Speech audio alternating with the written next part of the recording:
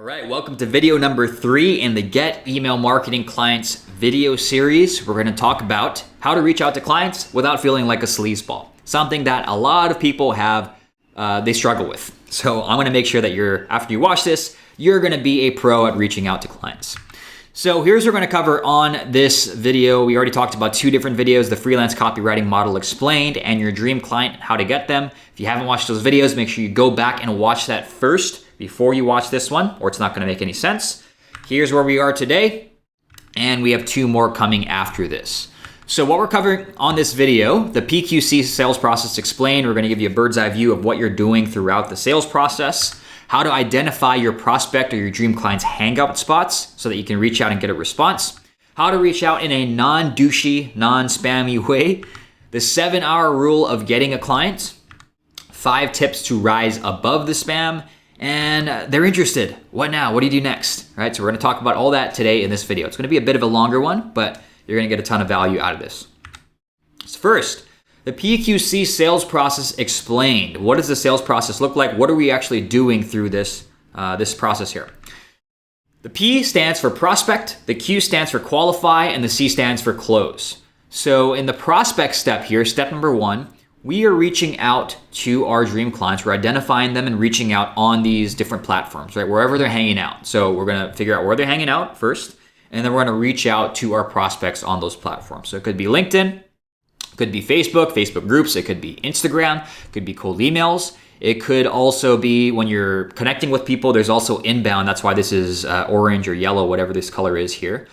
Once you are connecting with people on whatever platform you're on, you're going to be posting content to get potential clients to come to you, to reach out and say, hey, Sean, I'm interested in learning more about what you do. I saw your post on X, Y, and Z.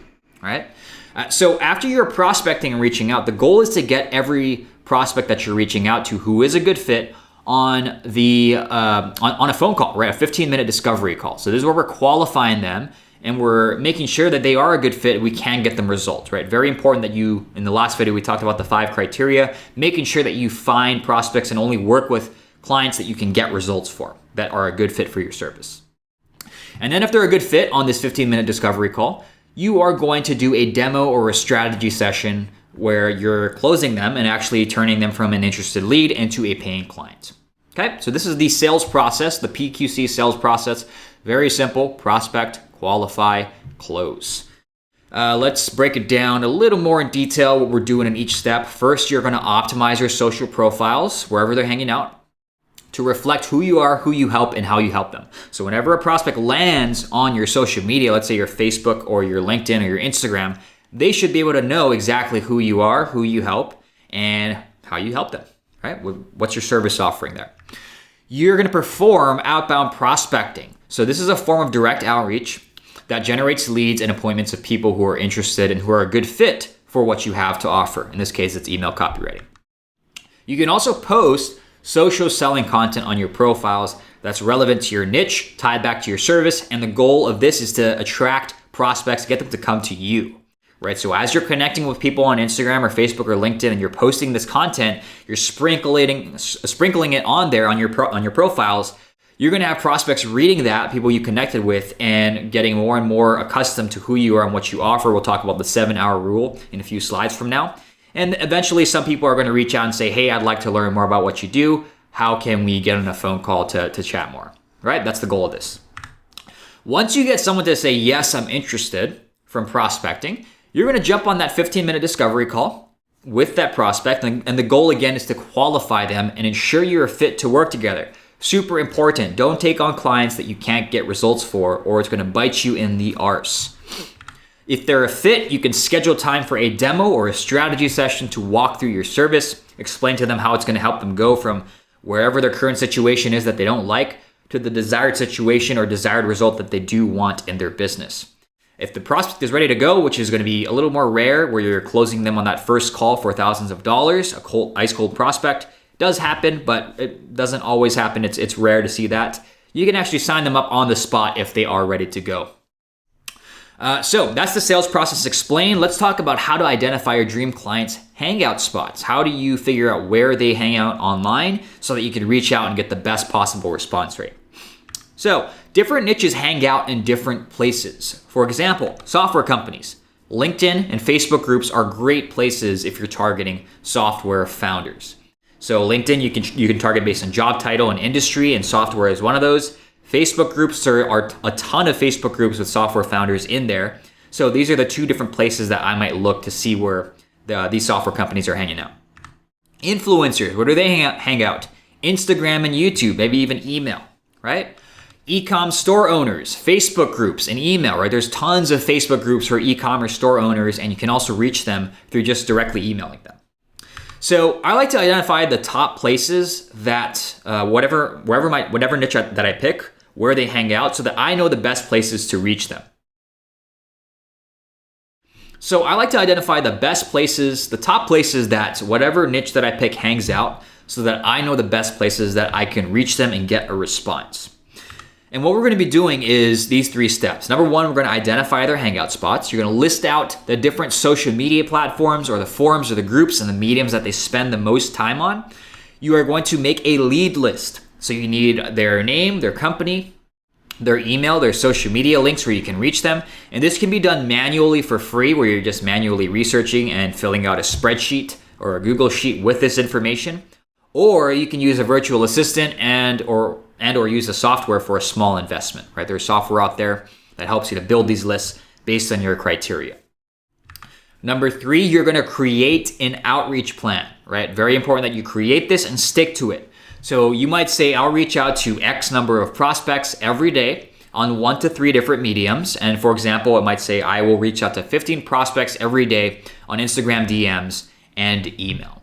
And it's important that you not only create this plan, but you actually stick to it for at least 30 to 60 days or so.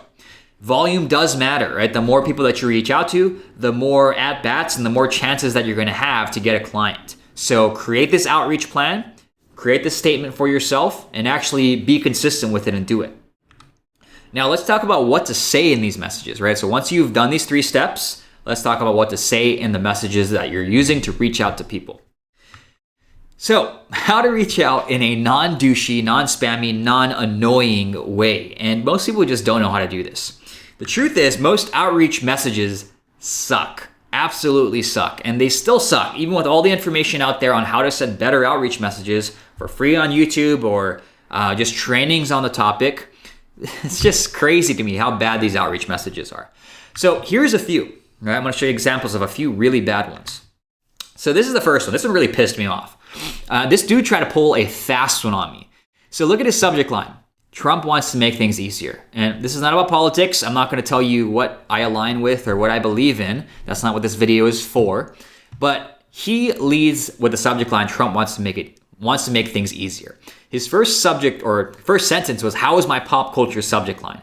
And then he goes into this long pitch that has nothing to do with Trump, right? So if he said something about Trump in the subject line and he tied it back somehow to his service offering, I don't know how he would do that. There are ways to do it, but he could have tied it back and I might have bid on it because it is a solution. What he was pitching was something that I needed, but he tried to pull a fast one, right? He didn't say anything else about Trump. He just wanted to get me to open the email.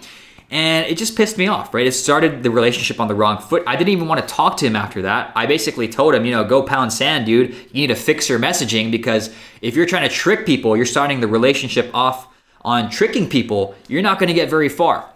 So this isn't the worst cold email that I've seen, like in terms of copy, but in terms of like trying to make me feel dumb, this guy succeeded, right? Like he made me feel dumb for like even opening it up and pissed me off, right? Which is what you don't want to do to a prospect that you want to do business with.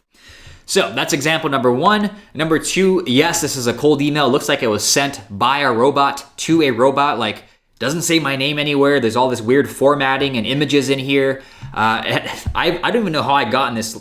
This is a cold email. I didn't sign up for any list or newsletter from this company, and they're sending me emails like this. These are one of a few emails from this company that was in my spam box. Yes, this is a cold email, by the way. It's not a newsletter, even though it looks like it. And this is one of the worst cold email barrages. She sent about 46 different emails, and they were all equally bad.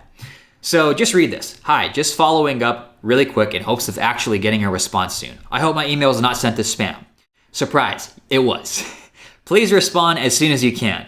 Subject line, is this email still active? I didn't reply, so again, she's trying to trick me, and she's pairing that with really bad copy.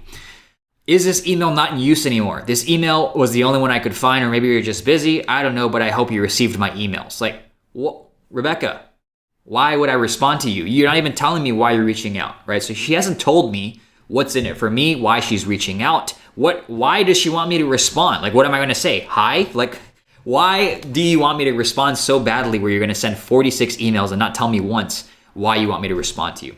I'm just going to try one more time. Please, if you see my message, can you respond to me? I honestly hope everything has been going well. Be safe out there. And this was not the last email. So this one where she said, I'm going to try one more time, she probably sent about a dozen more emails after this. So this is what you're dealing with. This is what you're up against, right? Do you think you can beat these emails? I think you can, right? With this simple training, this simple video here that I'm showing you, I think you're going to be able to write better cold emails and outreach emails than those people, for sure. It ain't hard to do. It ain't hard to write good cold emails if you follow a proven framework and just act like a real human, right? Don't act like robots or like irritating people where you're trying to trick them on the first point of contact, or you're sending to a robot, or you're just sending spam like this where you're not even telling the person why you want them to respond. If you can do better than that, you're going to be just fine. So how to reach out in a non-douchey way. Here is a framework that you can follow, right? Personalized subject line. Sean, loved your YouTube video on email list building. The body copy, it would be a personalized snippet. You want to share something about the person that you're reaching out to. You want to call out the problem, tell them how you can help them solve it. You want to provide some kind of social proof or credibility or sample of your work if you have it. You can add a personalized Loom or Vidyard video as a bonus. And then you're going to have a call to action. Tell them to reply to your message if they're interested in learning more. All right?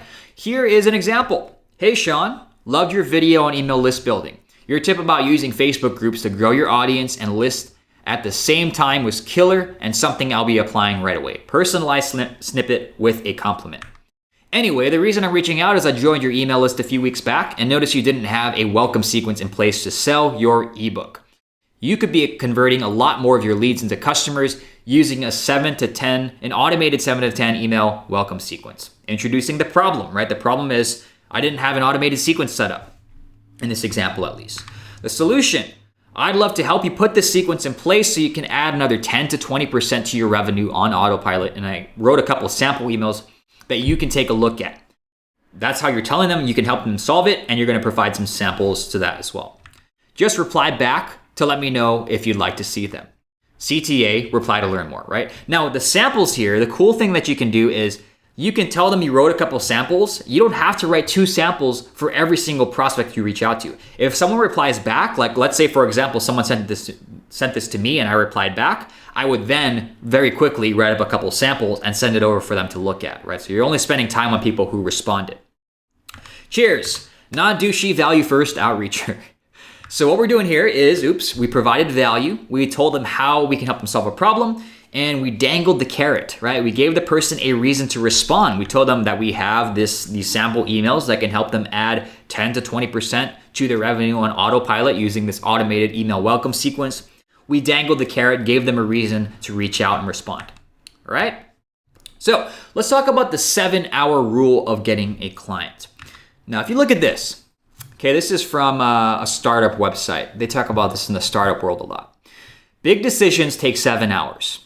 Something magical happens after 7 hours, right? So over here, they use an example. Whether you're buying a new car, making a new career move, engaging a consultant, or choosing an annual holiday destination, if you add up all the time you spend thinking about it, you can be fairly sure it totals more than 7 hours, right? Something magical happens after 7 hours. If you've invested 7 hours in getting to know a person or a topic, it's because you've established a high degree of relevance, emotional connection, trust, rapport, understanding, and even bonding to the person or idea. So how does it work? How does this apply to getting a client? Simple. Your goal is to clock up 7 hours with as many people as possible. And you don't want to do this in a creepy, annoying, or pestering way. You want to spend 7 hours. You want people to spend 7 hours with you through your content, through your outreach, through anything that you're posting on your social media platforms. That all contributes to your 7-hour rule, to the 7-hour rule of client getting. Now, how to smash the 7-hour rule, and I'm going to abbreviate it 7HR for brevity here.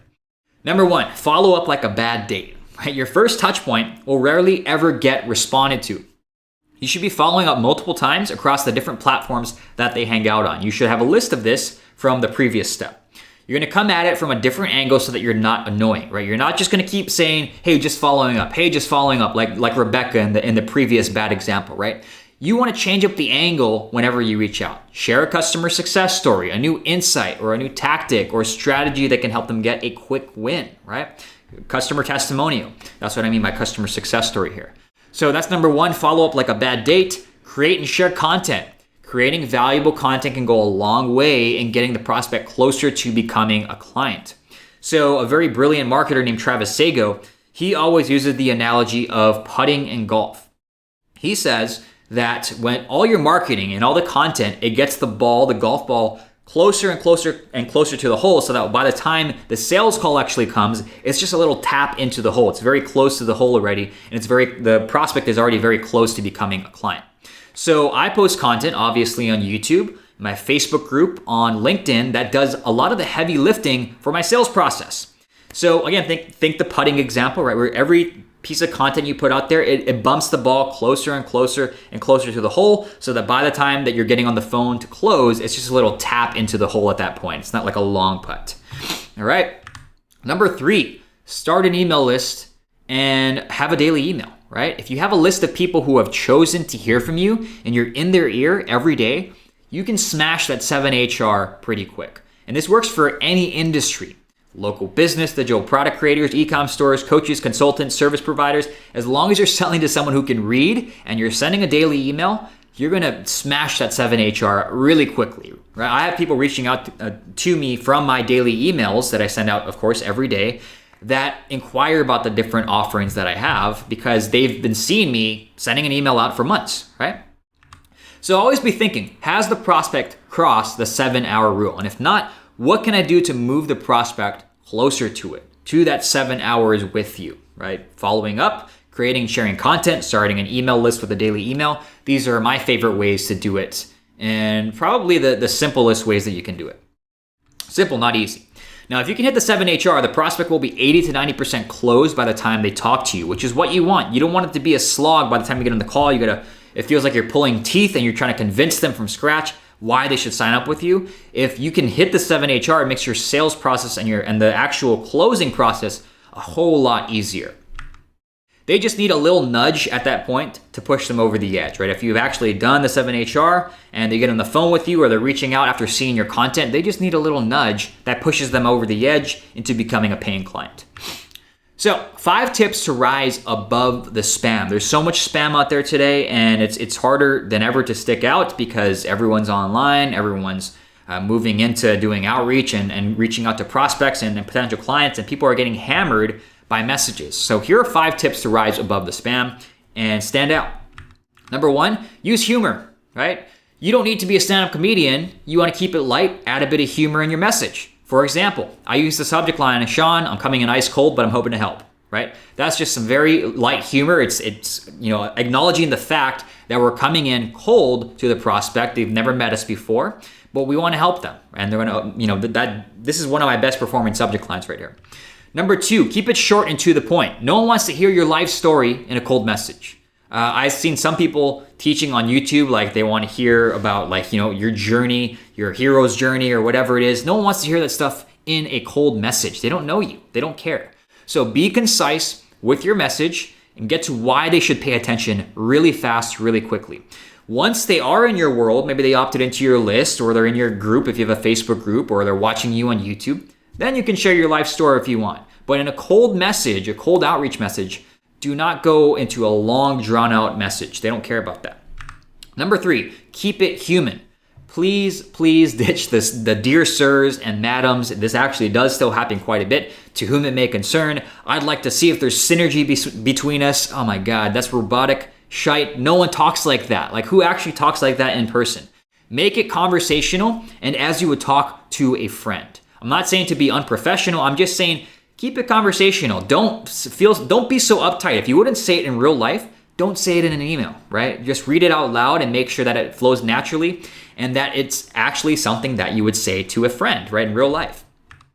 Number 4, provide value and results in advance. So in my cold message example, I offered to write a couple sample emails that they could use. And you don't have to write them beforehand either. Dangle the value carrot so that they have a reason to reply. And then once they reply, then you can write those emails. Then you can put your time and focus into someone who's responded to that. Number 5, shoot a 30-second video. Most people are afraid of getting on camera. There are free tools like Loom and Vidyard to do this. Simply shoot a video have the actual screen on their site or their social profile, restate what it says in your email, and then remember the 7HR, the 7-hour rule, right? Also, people connect better with you when they can see you on video. So when you have an email there, you send an email and you have a link to a video where they can actually see you, this all builds up that 7HR. They see you on video, people connect with other people when they can see them. And if you send a video, you're standing out from all the other people that don't want it. 99% of people won't send a video. So if you send a video, you're gonna stand out from all the other people that don't wanna do that, okay? So they're interested. What now? What do you do next? Congrats. You did the hardest part. You captured their attention and you got them to agree to that first meeting. I truly believe this is the hardest part, especially nowadays when you're reaching out to a cold prospect and they're getting hammered by all these other messages. I think the hardest part is getting them to agree to that first meeting. This is the start of your sales process, right? Remember PQC. This is just the P, and we're now getting them to the Q, the qualify, where you're getting on that discovery call. You will now be taking the conversation to a phone call and to learn more about their business and see if you can actually help them. We'll talk more about this next week, right? So actually getting on the phone, what do you say? What's the flow of the sales call? What are you doing throughout? Like, what should you be thinking throughout the sales call? Some mindset and sales tips. We'll talk more about all this stuff next week. So recap of what we covered, a long video, but I hope you got a ton of value out of this. The PQC sales process explained, prospect, qualify, close. How to identify your dream client's hangout spots. How to reach out in a non-douchey way, non-douchey, non-spammy, non-annoying way. The 7-hour rule of getting a client, 5 tips to rise above the spam, and they're interested, what do you do next? Which is you're gonna hop on a phone call with them, that 15-minute discovery call to qualify them, see if they're a fit. So next week, how to close deals on the phone like a boss, even if you have 0 sales experience. If you haven't yet, make sure you join my free Facebook group. Go to emailrainmaker.com. It's gonna take you directly to the group. You're gonna answer 3 questions, and I approve it usually within a couple days or so. And I share a lot more email marketing, email copywriting content in there as well. If you like this video, you got value out of it, make sure you like it, comment below with any questions you have, and I will see you next week for video number 4 in the series. Take care, see you soon.